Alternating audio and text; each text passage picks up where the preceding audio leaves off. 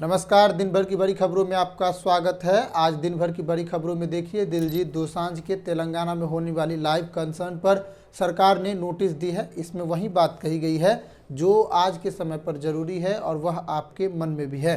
क्या है नोटिस में, यह देखेंगे। फिर बात करेंगे देहरादून में हुए रोड एक्सीडेंट पर, क्या है पूरा मामला जिसमें हो गई है 6 लोगों की मौत। और अंत में बात करेंगे राहुल गांधी के हेलीकॉप्टर पर जिसको 1.5 घंटे तक झारखंड में रोक दिया गया था। क्या है पूरा विवाद और क्या है मामला, देखिए इस वीडियो में।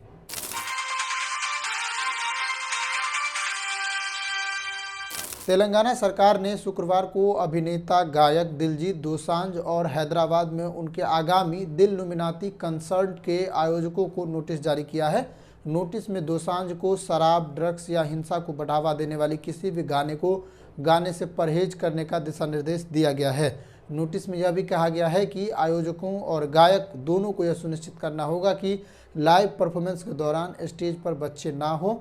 नोटिस में कहा गया है, जैसा कि प्रतिनिधि ने वीडियो साक्ष्य के साथ कहा है कि आपने 26 और 27 अक्टूबर को नई दिल्ली के जवाहरलाल नेहरू स्टेडियम में लाइव शो के दौरान शराब, ड्रग्स, हिंसा को बढ़ावा देने वाले गाने गाए हैं। इसलिए हम आपके लाइव शो के माध्यम से शराब, ड्रग्स, हिंसा को बढ़ावा देने से रोकने के लिए यह नोटिस पहले ही जारी कर रहे हैं। इसमें उल्लेख किया गया है कि कंसर्ट में 13 वर्ष से कम उम्र के बच्चों को अनुमति दी गई है। साथ ही तेज आवाज और चमकती रोशनी के लिए दिशा निर्देश भी जारी किए गए हैं। उन्हें सरकारी नोटिस में हानिकारक बताया गया है। इसमें कंसर्ट आयोजकों को यह भी दिशा निर्देश दिया है कि बच्चों को विश्व स्वास्थ्य संगठन द्वारा निर्धारित 120 डेसिबल की सीमा से अधिक ध्वनि संपर्क में नहीं आना चाहिए और इस तरह के लाइव शो स्टेज पर इसका इस्तेमाल नहीं किया जाना चाहिए। दिल्ली और जयपुर में हाल ही में किए गए प्रदर्शनों के बाद दिलजीत का दौरा हैदराबाद, अहमदाबाद, लखनऊ, पुणे, कोलकाता और मुंबई से होते हुए आगे बढ़ा, जिसका अंतिम कंसर्ट 29 दिसंबर को गुवाहाटी में होगा। दिलजीत का दिल-लुमिनाती कंसर्ट इस शुक्रवार को शाम 7 बजे हैदराबाद के एयरपोर्ट अप्रोच रोड पर स्थित GMR एरिना में होने वाला है।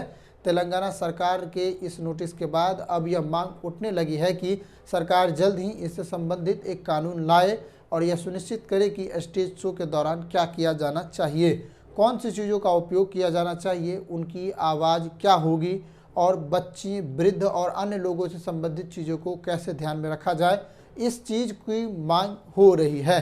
यह गाइडलाइन अब राष्ट्रीय स्तर पर जरूरी है। गानों के माध्यम से परोसा जाने वाला हिंसा, शराब, ड्रग्स इत्यादि चीज़ों को, इसमें अश्लीलता भी जुड़ी हुई है, इत्यादि चीज़ों को बढ़ावा देना पूरी तरह गलत है, जिसमें कम उम्र के बच्चों और उनके मानसिक स्थिति पर एक दबाव बन सकता है, इसका असर हो सकता है। इसके विरोध में सरकार को अब कानून लाना चाहिए।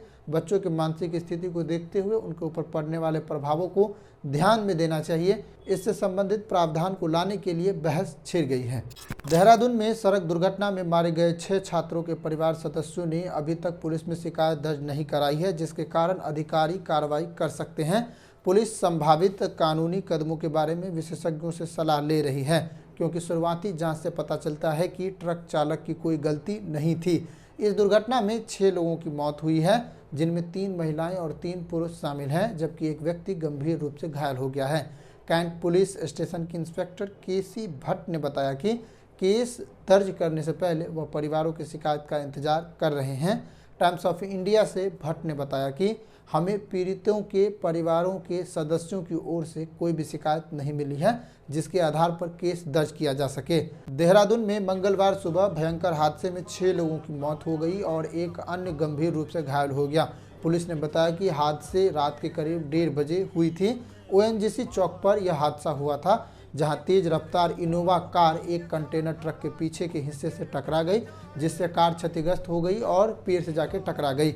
ऑफिसर नीरज सिंबल के अनुसार 6 मृतकों में 3 पुरुष और 3 महिलाएं शामिल हैं, जिनकी उम्र 25 साल से कम थी। 7वां यात्री, जिसका पहचान 25 वर्षीय सिद्धेश अग्रवाल के रूप में हुई है, वह बच गया है, लेकिन सिनर्जी अस्पताल में उनकी भी हालत गंभीर है। प्रारंभिक जांच से पता चलता है कि कंटेनर ट्रक चालक की कोई गलती नहीं थी, क्योंकि तेज गति से आ रहा मल्टी यूटिलिटी वाहन ट्रक के पिछले बाएं हिस्से से टकरा गया था, जो बड़े वाहनों में एक ज्ञात ब्लाइंड स्पॉट होता है। भट्ट ने कहा, चूंकि कार चालक खुद मालिक है, इस घटना में उसकी जान चली गई, इसलिए मौजूदा कानून के तहत उसे जिम्मेदार नहीं ठहराया जा सकता। पुलिस मामले में संभावित कार्रवाई का पता लगाने के लिए कानूनी विशेषज्ञों से सलाह ले रही है।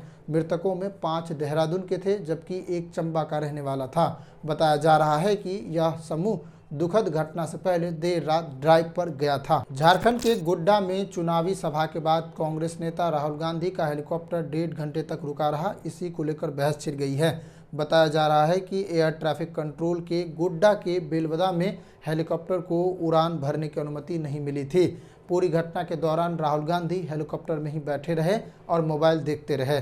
महगामा क्षेत्र से विधायक और कांग्रेस कैंडिडेट दीपिका पांडे सिंह ने कहा कि हेलीकॉप्टर को सिर्फ इसलिए रोका गया क्योंकि प्रधानमंत्री देवघर में हैं। राहुल गांधी को उस क्षेत्र से गुजरने की अनुमति नहीं दी गई, लेकिन कांग्रेस ने 70 सालों तक देश पर शासन किया और किसी भी विपक्षी नेता के साथ ऐसी घटना नहीं हुई। यह स्वीकार्य नहीं है।